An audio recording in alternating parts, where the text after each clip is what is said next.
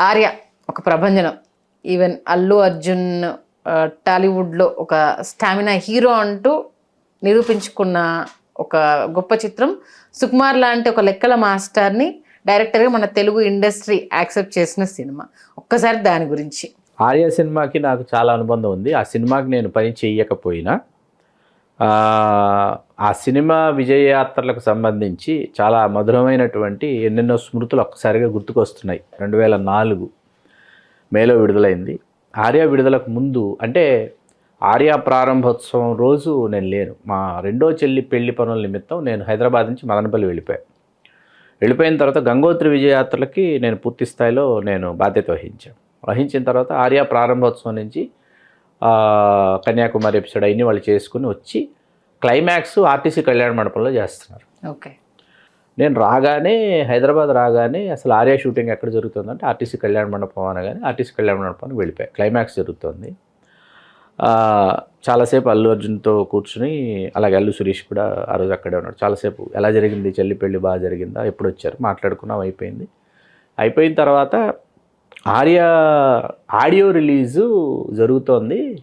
Audio release Ramanaidu సినీ విలేజ్లో జరుగుతుంది, దానికి వచ్చేసేయండి అని అన్నాడు. వస్తామని చెప్పాం. అయిపోయింది. ఈలోపు ఆర్య ట్రైలర్ రిలీజ్ అయింది. ఆర్య ట్రైలర్ చూసి ఆ మూన్ వాక్ అది చూసి కోదండరామిరెడ్డి గారు అసలు ఈ డైరెక్టర్ ఎవరో ముందు కనుక్కో, డైరెక్టర్తో మాట్లాడాలి నేను అన్నారు. సినిమా రిలీజ్ అవ్వాల. శబ్దాలయలో డబ్బింగ్ జరుగుతుండగా నేను వెళ్ళి సుకుమార్ గారిని పరిచయం చేసుకుని కోదండరామిరెడ్డి గారు మీతో మాట్లాడాలనుకుంటున్నారు. ఫోన్లో కోదండరామిరెడ్డి గారితో మాట్లాడించాను. సినిమా రిలీజ్ అయిన తర్వాత ఒకసారి కలుద్దామని అన్నాడు. అయిపోయి సినిమా ఆడియో ఫంక్షను జరుగుతోంది రామానాయుడు సినీ విలేజ్. వెళ్తే ఆడియో ఫంక్షన్ కొంచెం రసాభాసగా జరిగింది. అంటే ఎవరో వ్యాఖ్యాతకి ఒక టీవీ యాంకర్కి ఇచ్చారు. యాంకర్ పేరు చెప్పడం సభా మర్యాద కాదు, అడగొద్దు. యాంకర్ సరిగ్గా నిర్వహించాల. దేవిశ్రీ ప్రసాద్ గారు లీడ్ తీసుకుని దేవిశ్రీ ప్రసాద్ గారు చక్కగా నిర్వహించేశారు. అయిపోయింది. సరే, సినిమా రిలీజ్ అయింది. మార్నింగ్ షో మెయిన్ థియేటర్కి వెళ్ళకుండా first morning show 8:30 show Prasad మల్టీప్లెక్స్లో చూశాను నేను. ఓకే. చూసి చాలా పెద్ద హిట్ అనేది అర్థమైపోయి వెంటనే వెళ్ళి అరవింద్ గారికి అల్లు అర్జున్ని వెంటనే కంగ్రాచులేట్ చేసిన తర్వాత మళ్ళీ సెకండ్ షోకి అందరం కలిసి మెయిన్ థియేటర్కి వెళ్ళాం. మెయిన్ థియేటర్కి వెళ్ళిన తర్వాత అప్పుడు దిల్ రాజు గారు వీళ్ళందరూ ఏంటంటే విజయయాత్రలు చేద్దాం ఆర్యకు సంబంధించి 4వ రోజు నుంచి, అంటే సూపర్ హిట్, చాలా పెద్ద హిట్, దీన్ని నెక్స్ట్ లెవెల్కి తీసుకెళ్ళాలంటే విజయయాత్రలు చేయాలి అంటే అరవింద్ గారు నాతో చెప్పారు. ఏమంటే మనం గంగోత్రికి మనం వరంగల్, కరీంనగర్, నిజామాబాద్ వెళ్ళాం. అలా కాకుండా ఎంటైర్ స్టేటు తీసుకెళ్తే ఎలా ఉంటుందో ఒకసారి డిజైన్ చేయండి అన్నారు. డిజైన్ చేసిన తర్వాత నేను దిల్ రాజు గారికి నేను పరిచయం లేదు, నేను ఎవరో ఆయనకు తెలియదు. అరవింద్ గారు ఫోన్ చేసి బయలుదేరే రోజు శ్రీకాంత్ అని ఒక కుర్రాడు వస్తాడు, he will take care of total success meets ఈ విజయయాత్రలన్నీ. అఖిల భారత చిరంజీవిత ఎలాగో ఉంటుంది, స్వామినాయుడు గారు, వగైరా వెంకటేశ్వరరావు, రామ్ యాదవ్ వీళ్ళందరూ ఉంటారు. స్టేట్లో ఉన్నటువంటి మిగతా ఆల్ ఫేసెస్ ఉంటారు. వాళ్ళ ఎగ్జిక్యూషన్ ఉంటుంది. బన్నీవాసు గారికి కొన్ని బాధ్యతలు, నాకు కొన్ని బాధ్యతలు అరవింద్ గారు సరిసమానంగా అప్పచెప్పి మీరు కలిసి ట్రావెల్ చేసి జాగ్రత్తగా తీసుకురావడానికి బాధ్యత అప్పచెప్పారు. గంగోత్రి సినిమాకి సంబంధించి అల్లు అర్జున్ గారికి రెమ్యూనరేషన్ ఇవ్వలేదండి. ఓకే. రెమ్యూనరేషన్ బదులు బ్లాక్ కలర్ స్కార్పియో నంబర్ 6 కొనిపెట్టారు. ఆ స్కార్పియో ప్లస్ ఒక ఫుల్ బస్సు, ఇంకా చిరుతిళ్ళు అవి ఇవి కూల్ డ్రింక్స్, వాటర్ బాటిల్స్ అవి ఒక వెహికల్ ఎన్ని వేసుకుని విజయయాత్రలకు బయలుదేరాం పొలవమని. ఆర్టిస్టులు, డైరెక్ట్ సుకుమార్ గారు, శివబాలాజీ, హీరోయిన్ అను మెహతా అందరూ, తర్వాత హీరో ఫ్రెండ్స్, శివబాలాజీ ఫ్రెండ్స్గా చేసిన వాళ్ళు అందరూ ఫుల్ బస్ అనమాట. వెళ్ళే ముందు వస్తున్నాడని అరవింద్ గారు చెప్పారు. మన దిల్ రాజు గారు ఆఫీస్లో వెయిట్ చేస్తున్నాడు, సాగర్ సొసైటీ రోడ్ ఆఫీస్. అక్కడ నేను వెళ్ళిన తర్వాత ఈ అరవింద్ గారు చెప్పారు ఎవరో వస్తారంటే దిల్ రాజు గారు అంటున్నారు. అంటే నేనే సార్ అంటే ఆయన నన్ను ఇలా చూస్తే ఆయిలీ హెయిర్, బొట్టు పెట్టుకుని చూస్తే మీరా అన్నట్టు. నేనే సార్ అంటే మీరు విజయయాత్ర లీడ్ చేస్తారంటే నేనే సార్ లీడ్ చేసేది. ఏం మాట్లాడతారు మీరు అన్నాడు. కాదు సార్ నేనే సార్ మాట్లాడేది, ఎవరీ స్టేషన్లో నేనే మాట్లాడాలి, నేనే డిజైన్ చేశాను సార్ అంటే మీరు లిటరల్లీ సంధ్య గారు నమ్మరు, ఫస్ట్ ఆయన పెట్టి నిజామాబాద్లో వాళ్ళ థియేటర్లోనే మొట్టమొదటి సక్సెస్ గెట్ టుగెదర్ పెట్టాడు ఆయన. ఓకే. నిజామాబాద్కు వెళ్ళి నిజామాబాద్ నుంచి రోడ్ల మీదుగా అల్లు అర్జున్ గారిని ఒక వెహికల్లో థియేటర్ దాకా ఊరేగింపు తీసుకెళ్ళి అందరూ అల్లు అర్జున్ గారు, సుకుమార్ గారు, దిల్ రాజు గారు, శిరీష్ లక్ష్మణ్, సహనిర్మాతలు ఉన్నారు కదా, శిరీష్ గారు, లక్ష్మణ్ గారు అందరూ అనమాట. థియేటర్లకు వెళ్ళేంత వరకు దిల్ రాజు గారు నాకు జాగ్రత్తలు చెప్తూనే ఉన్నారు ఆయన. ఎందుకంటే ఆయన ఆడియో ఫంక్షన్ ఫెయిల్ అయింది, ఆయన బ్రెయిన్లో ఉంది, యాంకర్ పాడి చేసింది, ఆయన బ్రెయిన్లో బాగా స్ట్రాంగ్గా రిజిస్టర్ అయింది. ఇది మా ఊరు, నేను ఇక్కడే పెరిగాను, ఇక్కడ ఇలా థియేటర్కి వచ్చే సినిమాలు చూశాను, ఇప్పుడు ఇది మా థియేటర్ చెప్తూ ఉన్నాడు ఆయన. చాలా బాగా చెయ్యాలి, చాలా బాగా మాట్లాడాలి, అలా మాట్లాడాలి, ఎలా మాట్లాడాలి అని చెప్తున్నారు. ఫస్ట్ స్టేషన్ నేను మాట్లాడటం, అల్లు అర్జున్ గారి చేత మాట్లాడించడం అన్నీ చూసిన తర్వాత ఆయన రిలాక్స్ అయిపోయారు. ఓకే, రిలాక్స్ అయిపోయానికి ఎంత కాన్ఫిడెన్స్ వచ్చేసిందంటే ఎవ్రీడే మార్నింగ్ ఏంటంటే దిల్ రాజు గారు ఈరోజు ఇంకా వాట్ నెక్స్ట్ ఎక్కడికి వెళ్తున్నాం మనం అని వచ్చేవారండి. ఇలా వెళ్తాం సార్, ఈ లెఫ్ట్ తీసుకుంటే పలానా ఊరు వస్తుంది, దాని తర్వాత రైట్ తీసుకుని హైవే ఎక్కితే అక్కడ లోపలికి వెళ్తే ఆ ఊరు వస్తుంది, ఈ డిస్కషన్ పెట్టి అలా వెహికల్స్ బయలుదేరి తీశారు. ఇప్పటికీ తెలుగు సినిమా చరిత్రలో ఇవాళకి ఆర్యాకు ముందు కానీ ఆర్యాకు తర్వాత కానీ ఉమ్మడి 23 జిల్లాలు ఏవైతే ఉన్నాయో ఈ 23 జిల్లాల్లో విజయయాత్ర చేసినటువంటి ఒకే ఒక సినిమా ఆర్య. కంప్లీట్గా ఏ తెలుగు సినిమా కూడా 23 జిల్లాల్లో విజయయాత్రలు చేయలే.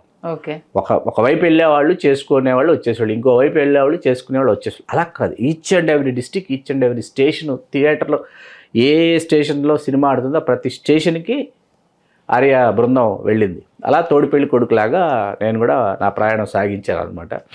ఉదయం నుంచి రాత్రి వరకు బాగా అలసిపోయేవాళ్ళం. ఎంత అలసిపోయేవాళ్ళం అంటే అసలు రూమ్కు రాత్రి డెస్టినేషన్ పాయింట్ ఒక మంచి హోటల్స్ ఉన్నటువంటి స్టేషన్ ఫిక్స్ చేసేవాళ్ళం. అక్కడ డిస్ట్రిబ్యూటర్స్ వాళ్ళ సహకారం ఎప్పటికీ మర్చిపోలేమండి. డిస్ట్రిబ్యూటర్స్ సహకారం ఎప్పటికీ మర్చిపోలేం.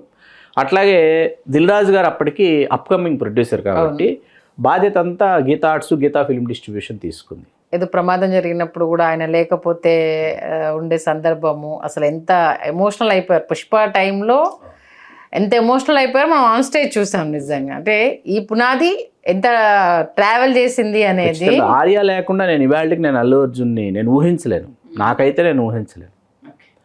ఎంత ఊహించలేనంటే నిజంగా అసలు ఆర్య వితౌట్ ఆర్య. ఎందుకంటే ఇవాళ కొన్ని రివీల్ చేయకూడదు. ఆల్మోస్ట్ ఆల్ ఎవ్రీడే నేను చూసిన సినిమా విజయయాత్రలో చేస్తూ కూడా ఆర్య సినిమా చూసాం మేము. ఏ విధంగా సినిమా థియేటర్లకు వెళ్ళాలి విజయయాత్రలు చేసుకుంటూ వెళ్ళి అల్లు అర్జున్ని జాగ్రత్తగా తీసుకొచ్చేలోపు కాసేపు సినిమా చూసేవాడు. వచ్చిన తర్వాత కేరింగ్ ఇవి మా భుజస్కంధాల మీద పడేవి. జాగ్రత్తగా తీసుకెళ్ళాలి, జాగ్రత్తగా తీసుకురావాలి. మీకు మట్టపర్రని అది సుకుమార్ గారి స్వగ్రామం. ఆయన అక్కడి నుంచి తాటిపాకు వచ్చి సినిమాలు చూసేవారంట. ఆ తాటిపాకు థియేటర్ కూడా వెళ్ళాం మేము. తాటిపాకులో ఆర్య ఆడుతుంటే హీరోయిన్ తీసుకెళ్తే అక్కడ కొంతమంది ఆకతాయిలు అను మెహతాని చాలా ఇబ్బంది పెట్టారు. చాలా అంటే చాలా ఇబ్బంది పెట్టేశారు. నిజంగా అసలు డిస్గస్టింగ్ అనమాట. చాలా సేఫ్గా అమ్మాయిని తీసుకొచ్చి పాపం అప్పటిదాకా బస్సులో కూర్చొని సుకుమార్ గారు ఏం చెప్తున్నారు అను మెహతాకి, మనం ఇంకా నా విలేజ్కి వెళ్ళబోతున్నాము, నేను ఇక్కడ తిరిగాను, అదిగో అక్కడ ఆ పొలం గట్ల మీద ఆడుకున్నాను, ఇక్కడ ఈ చేలలోకి వచ్చాను, ఇక్కడ ఏంటది Kanaka Mahalakshmi recording dance troupe shooting జరిగింది, కుమారదేవ్ అనే ఒక అన్నీ చూపించుకుంటూ తీసుకొచ్చి తాటిపాక థియేటర్కి వెళ్ళి వచ్చేలోపు ఈ ఇన్సిడెంట్ జరిగింది. ఓకే, వీళ్ళు శిరీష్ గారు, లక్ష్మణ్ గారు వీళ్ళందరూ అమ్మాయి రానంటుంది, తదుపరి స్టేషన్స్కి రానంటుంది, కొంచెం అమ్మాయిని ప్లీజ్ చేసి తర్వాత కాకినాడకి వెళ్ళాలి, మెయిన్ స్టేషన్ కాకినాడ. అలాంటప్పటికి కాకినాడలో ఊరేగింపు పెట్టారు. ఇది పురవీధులు గుండా ఊరేగింపు, వెహికల్స్ ఎక్కించి మమ్మల్ని డీసీఎం వ్యాన్లో. నాకు వచ్చిరాని హిందీ, వచ్చిరాని ఇంగ్లీష్లో, షీఈస్ ఫ్రమ్ ముంబై కదా, తనని పొగుడుతా అలా అసలు what a $1 million smile Anu wow అని చెప్పేసి ప్లీజ్ అయ్యి వచ్చి ఆ థియేటర్లోకి వెళ్ళి వస్తున్నప్పుడు నాకు కాలు బెణికింది అనమాట. కాలు బెణికితే హీరో ఫ్రెండ్స్గా చేసిన వాళ్ళు ఆ వెహికల్లో ఈ స్కార్పియోలను కూర్చోబెట్టి నాకు కాల్ ప్రెస్ చేస్తున్నారు. చేస్తుంటే ఈమె అవి ఓకే శ్రీకాంత్జీ, అవి ఓకే అంటుంది. అల్లు అర్జున్ గారు శివబాలాజీతో అంటున్నాడు అనమాట. ఎప్పుడన్నా షూటింగ్లో మనం ముగ్గురు చాలా నంబర్ ఆఫ్ సీన్స్ చేసాం, మన ఇద్దరికి ఎన్నిసార్లు ఎన్ని దెబ్బలు తగిలినాయి, ఒక్కరోజన్నా మనల్ని అడిగిందాను. ఆయన చూడు పొగిడేటప్పటికి శ్రీకాంత్ గారిని అనుభూత అవి ఓకే శ్రీకాంత్జీ, అవి ఓకే, అవి కంఫర్టబుల్ అని.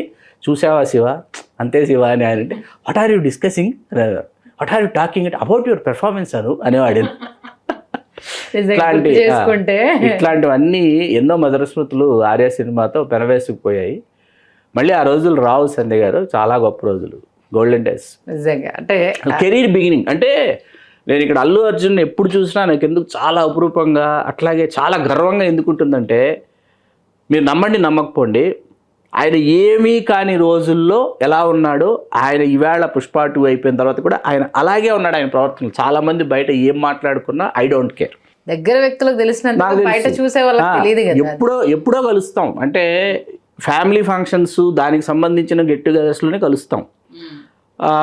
మిగతా సినిమా ఫంక్షన్స్ కూడా నేను అటెండ్ అవ్వడం ఆల్మోస్ట్ నేను తగ్గించేసుకున్నాను. అది వేరే విషయం, అది నా పర్సనల్ విషయం. కాసేపు పక్కన పెడితే ఆయన ప్రవర్తనలో అతని ప్రవర్తనలో ఎక్కడా మార్పులు, అతన్ని ఎప్పుడు చూసినా చాలా గర్వంగా ఉంటుంది నాకు. ఎందుకంటే ఈవేళ తగ్గేదేలే అనే పుష్పాన్ని మీరు ఈవేళ చూశారు, మేము ఆ రోజు చూసేసాం.